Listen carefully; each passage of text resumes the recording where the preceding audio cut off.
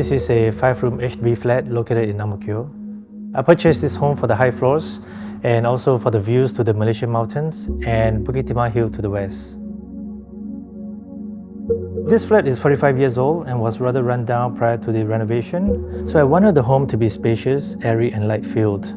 I also wanted the home to have a sense of optimism, taking advantage of the natural light from the surrounding windows to fill the space and let the light bounce and dance around.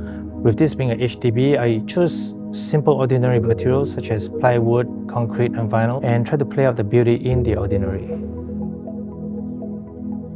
Some of the walls at the entrance were removed so that you have a longer view from the entrance into the deeper part of the unit, making the space look bigger and spacious. There is also a compression and expansion of space as you come in. The foyer is lowered while the rest is higher, so you give a sense of bigger volume in the main space.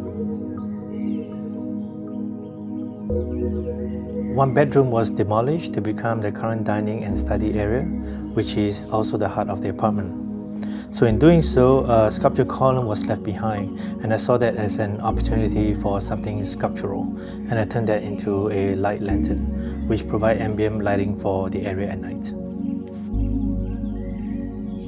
The library is my collection of books from 30 years ago, starting from when I was a student in Chicago in the 1990s. They have journeyed with me through my life and also to many different places where I've lived.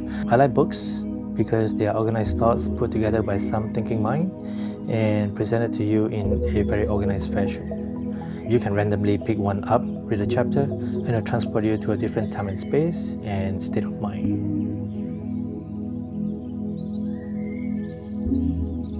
The idea of the portal is to frame the view and the landscape beyond, in this case the Malaysian mountains.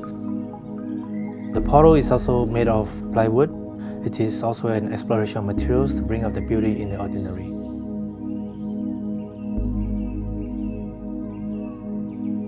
In the kitchen, you have access to everything just by turning around, which is very efficient. So if you notice, the cabinetry doesn't go all the way up to the ceiling. They float below the beams as an interplay between the beams and itself. The master bedroom was designed with rest in mind. No study tables, no computers, no digital gadgets. I kept it plain and simple, with reflected light on the walls to give some depth. So the entrance to the master bath is also camouflaged as part of the wardrobe, making it a clean interior volume. The master bath reclaimed some of the original dining area to become today's vanity area. It is cladded with travertine look-alike tiles, making it as if you are taking a bath in a grotto. Here, I continue the same idea of turning something perceived as negative into something positive. The exposed waste pipe here is cladded with frosted glass to become a sculptural element. So the waste pipe becomes an artistic silhouette blurred behind the frosted glass.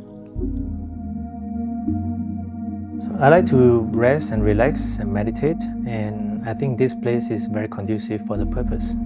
My favorite place in a home will have to be the sofa area where I can take naps and do nothing, listen to music and enjoy the night.